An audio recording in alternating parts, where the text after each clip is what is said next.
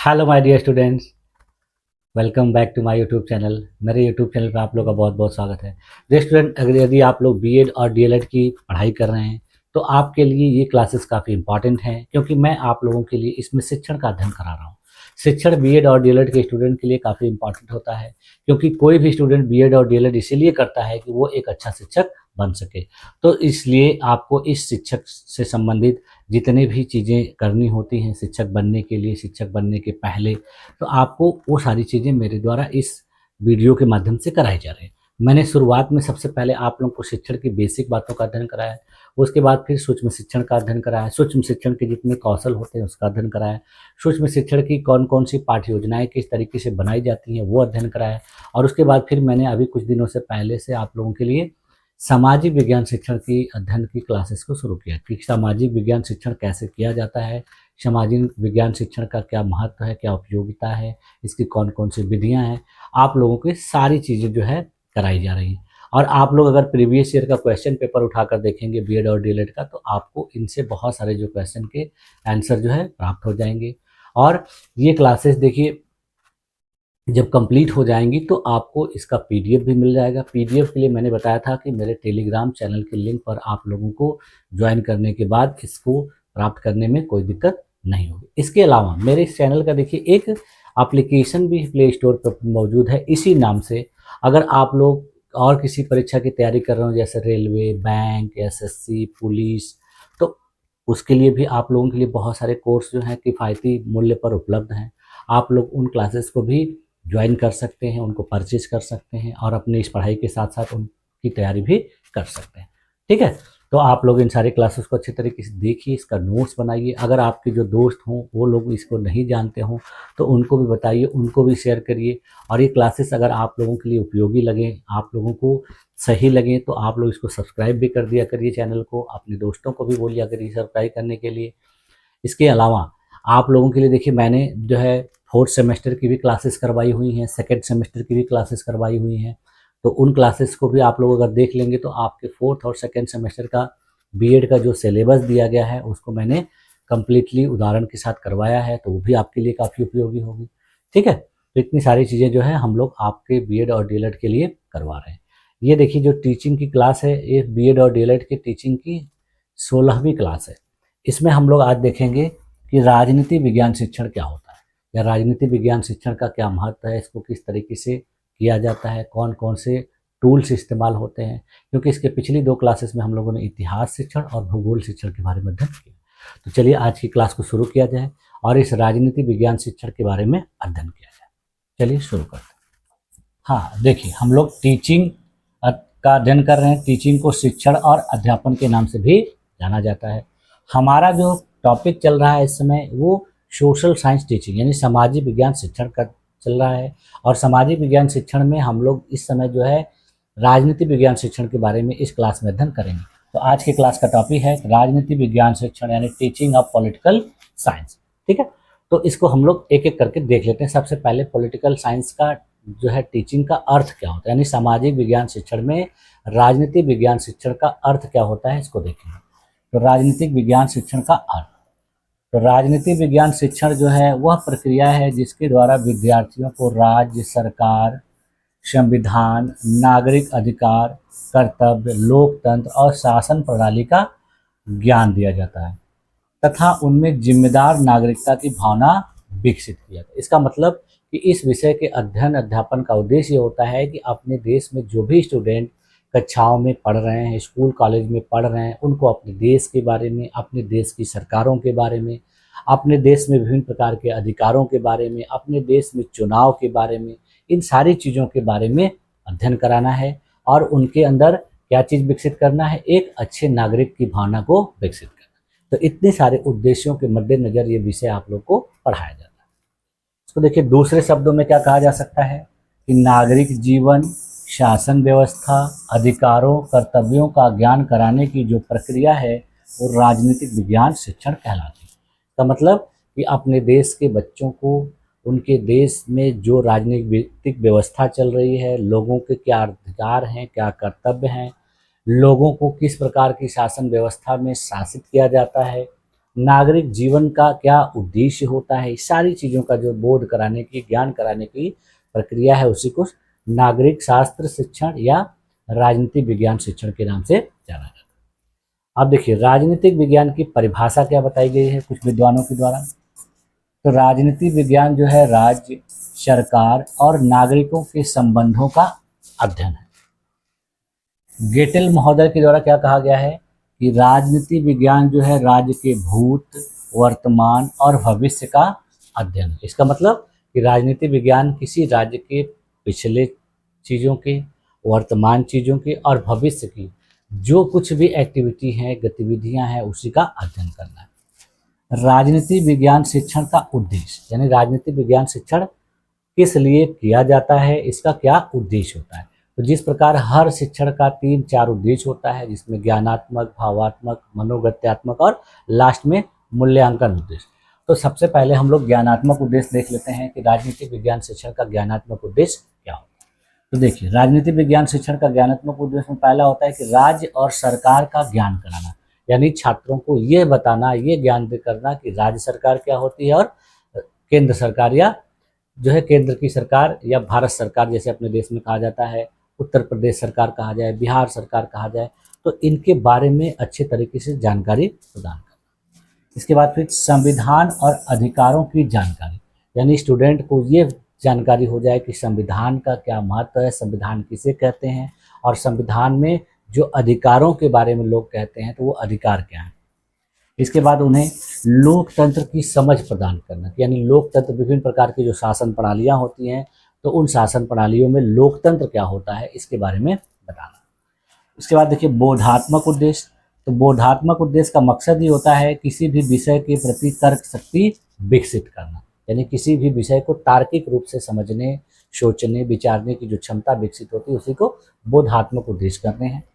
इसके अलावा राजनीतिक जागरूकता उत्पन्न करना, यानी बोधात्मक उद्देश्य में एक मकसद ये भी होता है इस विषय को पढ़ाने का कि छात्रों के अंदर राजनीतिक रूप से अवेयरनेस जो है उसको जागृत करना। इसके बाद देखिए अगला उद्देश्य इसमें है सामाजिक समस्याओं को समझना, यानी समाज में जो विभिन्न प्रकार की समस्याएं हैं तो वो किस प्रकार के राजनीतिक क्रियाकलाप की वजह से हैं, इनको किस तरीके से दूर किया जा सकता है, इसको अच्छे तरीके से समझाना। इसके बाद फिर देखिए इसका कौशलात्मक उद्देश्य कहा जाता है, इसको मनोगत्यात्मक उद्देश्य भी कहा जाता है।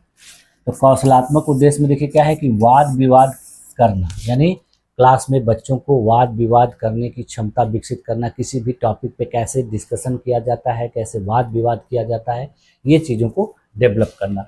उनके अंदर निर्णय क्षमता का विकास करना, क्योंकि देखिए राजनीति विज्ञान में बहुत सी ऐसी चीज़ें होती हैं जो पॉलिटिकल इशू से रिलेटेड होती हैं, उसमें कुछ लीडरशिप की भी बातें की जाती हैं, तो उन सारी चीज़ों का जो विकास करना भी इस सब्जेक्ट के उद्देश्यों में आता है कि अगर कोई स्टूडेंट इस विषय को अच्छे तरीके से अध्ययन कर लेता है, विभिन्न प्रकार के लीडर्स के बारे में, उनके नेतृत्व के बारे में अध्ययन कर लेता है, तो उसके अंदर भी ये क्षमता विकसित होगी। नेतृत्व क्षमता का विकास करना, इसका मतलब कि किस तरीके से किसी चीज़ को लीड करना है, किस तरीके से निर्णय लेना है, ये सारी चीज़ों का डेवलपमेंट जो है, विकास जो है इस शिक्षण के अंतर्गत किया जाता है और छात्रों में इस चीज़ों को बेहतर तरीके से इस तरीके से डेवलप किया जाता है कि वो भविष्य में निर्णय लेने के लिए, नेतृत्व लेने के लिए या नेतृत्व संभालने के लिए किसी भी प्रकार से किसी भी कठिनाई का सामना ना करें। अगला देखिए जो मूल्यात्मक उद्देश्य है, तो मूल्यात्मक उद्देश्य में सबसे पहला क्या होता है कि किसी भी स्टूडेंट में, किसी भी व्यक्ति में इस विषय के अध्ययन के माध्यम से या अध्यापन के माध्यम से उनके अंदर लोकतांत्रिक मूल्यों को विकसित करना। दूसरा होता है उनके अंदर सहिष्णुता का विकास करना। इसके बाद राष्ट्रीय एकता का विकास करना और जिम्मेदार नागरिकता का विकास करना। तो इस तरीके से इस विषय के ये 4 महत्वपूर्ण जो उद्देश्य हैं जिसकी वजह से इसको अध्ययन और अध्यापन के रूप में इस्तेमाल किया जाता है। अब देखिए इस विषय की राजनीति विज्ञान शिक्षण की विशेषताएं क्या होती हैं। तो पहली विशेषता क्या है कि यह नागरिक जीवन से संबंधित होता है, इसीलिए इसको अध्ययन करना बहुत जरूरी होता है। इसमें लोकतांत्रिक मूल्यों का विकास संभव होता है। इसका अध्ययन करने के बाद किसी भी स्टूडेंट में, किसी भी बालक में या किसी भी व्यक्ति में लोकतांत्रिक मूल्यों का विकास होता है। तीसरा देखिए इसका विशेषता क्या है कि इससे नागरिकों के अंदर सामाजिक जागरूकता को बढ़ावा मिलता है। चौथा क्या है, यह राष्ट्रीय एकता को बढ़ावा देता है। पांचवा देखिए विशेषता क्या है कि इससे तर्क और विश्लेषण क्षमता विकसित होती है। और छठवां क्या है कि यह व्यवहारिक ज्ञान प्रदान करता है। तो इस तरीके से इस विषय की 5-6 जो है महत्वपूर्ण विशेषता है। अब देखिए राजनीति विज्ञान शिक्षण को किन किन विधियों के द्वारा कराया जाता है। तो राजनीति विज्ञान शिक्षण की प्रमुख विधियाँ, तो सबसे पहले देखिए कि जितने भी सोशल साइंस के सब्जेक्ट होते हैं उनमें व्याख्यान विधि काफ़ी प्रचलित विधि मानी जाती है। तो इस विधि का प्रयोग इन विषयों को पढ़ाने में ज़्यादातर किया जाता है। तो इसलिए देखिए इसकी प्रमुख जो विधि है वो व्याख्यान विधि है। और व्याख्यान विधि में शिक्षक जो है विषय को अच्छे तरीके से क्लास में लेक्चर के माध्यम से विभिन्न प्रकार के उदाहरणों के माध्यम से समझाता है और बच्चों को उसको किसी भी तरीके से समझने में अगर दिक्कत आती है तो विभिन्न प्रकार के शिक्षण सहायक सामग्रियों का भी प्रयोग करता है। ठीक है, जैसे उदाहरण के लिए देखिए टीचर को संविधान के बारे में पढ़ाना है तो संविधान में वो बेसिक चीज़ों से बताएगा कि संविधान कहते किसे हैं, संविधान का अर्थ क्या होता है, संविधान की क्या परिभाषाएं हैं, संविधान किस तरीके से बनाया जाता है, सारी चीज़ों को बताएगा। तो इसी को लेक्चर मेथड के माध्यम से क्लास में बताएगा। दूसरा देखिए चर्चा विधि है, यानी छात्रों के बीच किसी भी लोकतांत्रिक विषय पर, लोकतांत्रिक टॉपिक पर या संवैधानिक विषय पर चर्चा करना, डिस्कशन करना, कुछ छात्रों से भी जो है आंसर लेना, कुछ अपने तरीके से बताना। अगर किसी प्रकार का कोई डाउट छात्रों के नज़र में आ रहा है तो उस डाउट पर भी बहुत सारे एस्पेक्ट्स के माध्यम से उनसे डिस्कशन करना। जैसे उदाहरण के लिए देखिए लोकतंत्र के लाभ, यानी टीचर लोकतंत्र के लाभ के बारे में पढ़ा रहा है तो उससे बच्चों से भी जो है उनकी बातों को सुनेगा, उनकी बातों को लेगा, अपनी बातें भी पढ़। इससे क्या होगा कि बहुत सारे स्टूडेंट के मन में लोकतंत्र के प्रति जो कुछ भी विचार आ रहे होंगे उसके अच्छे से लाभ के लिए या हानि के लिए, तो सारी चीज़ें निकल कर क्लास में आ जाएंगी। इसके बाद फिर देखिए अगला है वाद विवाद विधि। इसका मतलब कि छात्र जो है पक्ष विपक्ष में बोले, यानी कुछ ऐसा टॉपिक उठाया जाए कि कुछ छात्र जो है उसके पक्ष में बोलें, कुछ विपक्ष में बोलें, तो इससे वाद विवाद होगा। फिर टीचर उन वाद विवाद का कंक्लूजन बताएगा, उसका निष्कर्ष निकालेगा। जिसे देख लीजिए यहाँ पर लोकतंत्र बनाम तानाशाही। इसका मतलब कि यहाँ पर इस टॉपिक पर छात्रों से वाद विवाद करा जाए कि किस तरीके से लोकतंत्र बेहतर है, तानाशाही बेहतर नहीं है। अगर तानाशाही बेहतर नहीं है तो इसके बेहतर ना होने का क्या कारण हो सकता है, इन सारी चीज़ों के बीच में उनमें वाद विवाद कराना। इसके बाद फिर देखिए अगली जो विधि इस्तेमाल की जाएगी परियोजना विधि, प्रोजेक्ट मेथड। ये विधि देखिए ज़्यादातर ऐसे विषयों में इस्तेमाल की जाती है जिसमें बच्चों को खुद से चीज़ों को तैयार करने के लिए, उनके अंदर तर्क शक्ति क्षमता का विकास करने के लिए, उनके अंदर व्यवहारिक ज्ञान को विकसित करने के लिए, प्रैक्टिकल ज्ञान को विकसित करने के लिए, तो ये जो है प्रोजेक्ट विधि, परियोजना विधि इस्तेमाल की जाती है। इसमें जैसे देखिए छात्रों को दे दिया गया कि मतदान प्रक्रिया पर एक प्रोजेक्ट तैयार करिए। इसका मतलब कि मतदान किस तरीके से होता है, किसी मतदान स्थल पर क्या क्या गतिविधियां की जाती हैं, मतदाता किसे कहते हैं, मतदान का क्या महत्व है, सारी चीज़ों के बारे में स्टूडेंट जब प्रोजेक्ट बनाएंगे तो विभिन्न स्रोतों से जानकारियों को प्राप्त करेंगे। इससे क्या होगा कि उनके नॉलेज का भी विकास होगा और इन सारी चीज़ों के बारे में उनको अच्छी तरीके से समझ हो जाएगी। इसके बाद फिर देखिए भूमिका अभिनय, रोल प्ले भी करवाया जाता है बहुत से स्कूलों में, बहुत से जो है शिक्षण संस्थानों में, कि विभिन्न प्रकार के राजनीतिक पदों से संबंधित, राजनीतिक भूमिकाओं से संबंधित जो रोल प्ले होते हैं उसके माध्यम से इन विषय को भी पढ़ाया जाता है। जैसे देखिए संसद की कार्यवाही का अभिनय, जैसे मान लीजिए क्लास में संसद की कार्यवाही के बारे में पढ़ाना है तो छात्रों का जो है, छात्र छात्राओं का जो ग्रुप है उसको 2 भागों में बांट दिया जाएगा और उसमें पक्ष और विपक्ष के रूप में बांट के फिर उस कार्यवाही को शुरू किया जाएगा। तो जैसे लोकसभा का स्पीकर होता है, राज्यसभा के जो स्पीकर होते हैं, तो उसमें क्या होता है कि सांसद लोग जो होते हैं विभिन्न प्रकार के टॉपिक पर क्या होता है कि वहाँ चर्चा होती है, तो उस तरीके से क्लास में करवाया जाए। तो इससे क्या होगा कि बच्चों को ये पता चल जाएगा कि हाँ संसद में इस तरीके से किसी भी विषय पर बहस होती है और उसमें निर्णायक निर्णय लिए जाते हैं। आप देखिए राजनीति विज्ञान शिक्षण में कौन कौन सी सहायक सामग्री यानी टीचिंग लर्निंग मटेरियल TLM का इस्तेमाल किया जाता है।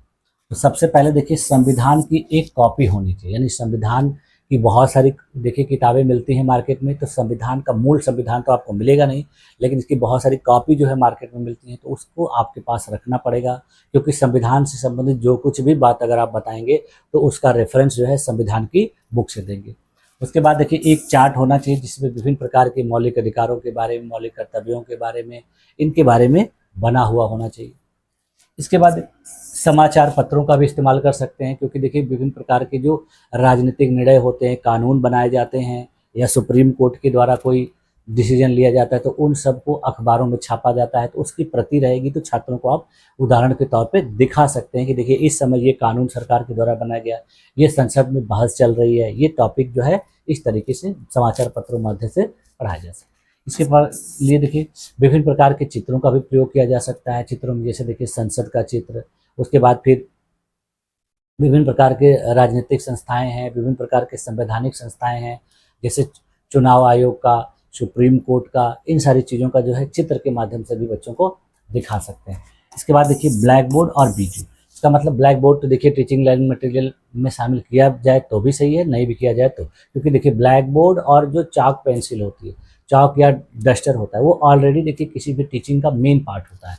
तो उसको आप एज ए TLM नहीं भी मानेंगे तो कोई दिक्कत नहीं, क्योंकि वो टीचिंग का जो है एब्सोल्यूट पार्ट होता है। जैसे एक शिक्षक, स्टूडेंट जरूरी होते हैं टीचिंग के लिए, तो उसी प्रकार से क्लासरूम, श्यामपट्ट, डस्टर, चौक, ये सब जो है ऑलरेडी जो है किसी भी टीचिंग के पार्ट होते हैं।